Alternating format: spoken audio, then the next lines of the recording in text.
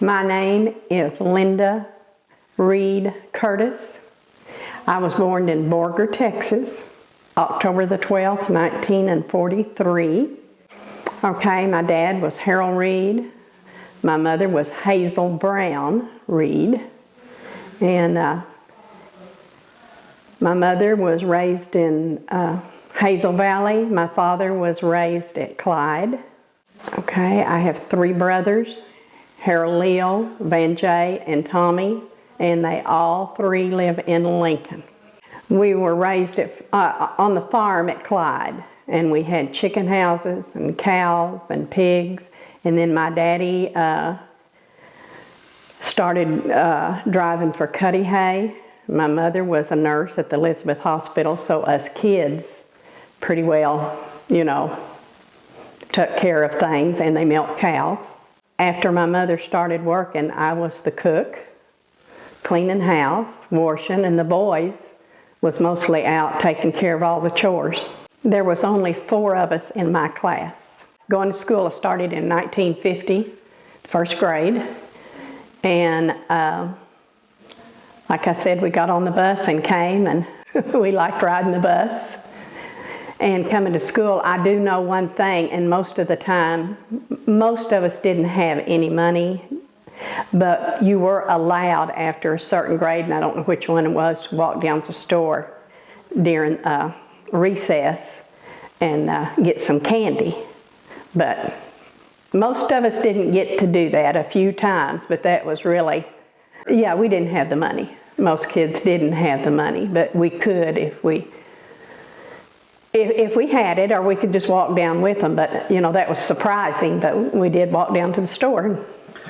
Well, mostly I remember going to school was that we all wanted to ring the bell when it was time to come in, but it got to a point that they didn't let us, and I guess maybe it was dangerous or something, but we wasn't really supposed to touch the bell and ring the bell. We wasn't supposed to go into the jungle that I call the jungle on out, where the sorghum is, where they make the sorghum. Well, back in there, but we would slip in there, me and Gary McClellan and Aquila. Well, Shaker Yates, of course, had the store here, but I was at Clyde, so his brother had the Clyde store, and that's mostly where we went to buy groceries. Otherwise, we would go into Lincoln if you could find a parking place in Lincoln at that time, because on Saturdays, the square was full. There wasn't hardly, they had a movie theater and all that, and then they had Tittles, merchant, all that, but it was exciting to come to Lincoln, and you couldn't imagine how many people. See, all we had when I went to school there for a while was the merry-go-round. We didn't have swings, we didn't have the slide. So we really ran around and played cowboys and Indians and got on the merry-go-round. And when they got the slide there in the last few years I was there, none of us had ever been on a slide, and it was wrestling. To have fun, we just kind of got out together. We'd even wrestle. I remember me and Janie wrestling, and like I said, playing with the boys and girls played together, and we just played cowboys and Indians or played hide and seek, and we wasn't to go down to the spring either on the Cane Hill grounds. So we'd slip down there and look at that spring, but we wasn't supposed to be down there. And of course, I told you about my cut on my leg. Tell me again. Okay, me and Gary McClellan and Gary Brown and Aquila was playing cowboys and Indians. And I was running across the field right in front of the lunchroom. And at that time, the cooks had put the cans in those big old cans out, and the lids they had cut completely off. So Gary picked up one of the lids, it was his bullet, and he threw it at me, and it sliced me across the leg.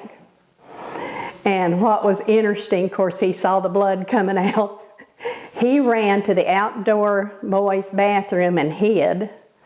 was scared to death, and they took me up to Dr. Boyer's, and I've still got the stitches that Dr. Boyer put in, but it was fun. We'd tease him later, and he didn't want to hear about it. But after that, I don't know of anybody picking up the lids off of the cans to throw. Adults would get together and play cards, is what they mostly did. And I do remember our first TV, when we got it, the neighbors came up and we watched wrestling. That was the most interesting thing that we saw on TV. Do you know what year that would have been, or about what year? I'm going to say that was probably in the late 50s. It'd have to be the late 50s, maybe the early 60s.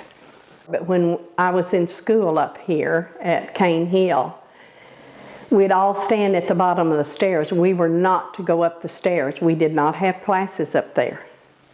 And that was one of the biggest things when a teacher wasn't looking, sneaking up there, kind of glancing around and coming back down. We could only go upstairs if the teacher took us up there that something was going to happen on the stage. And we got to go up there at that time if they was putting on a play. But otherwise, there was no classes up there. And, you know, I think amazing as I look back was how did a teacher in one room, seats would be all first, the next and second graders, third, fourth. She had to teach that many grades in one room. To be a student, it was really great because the teacher, and I feel for them, they would teach one row, then they'd go to the next one, and so you could break. You didn't have to listen to what, say if I was a first grader, all right, teach us for a while, go the second graders, and we didn't have to listen to what they were learning. We should have. And then the third and the fourth, I think there was 4 grades in that one room. Well, getting our first bicycle, riding up and down the dirt roads. As a kid, that was exciting. We only, like I had 3 brothers, so we had to share a bicycle. But that was one of the greatest things, you know, finally to get a bicycle. And when you lived out in the country and your folks worked, it was more or less you stayed on the place.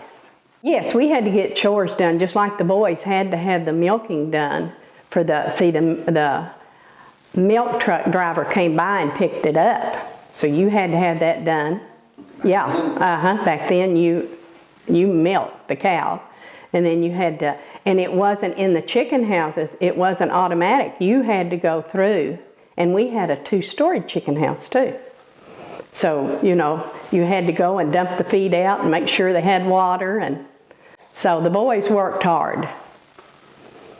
They really worked hard.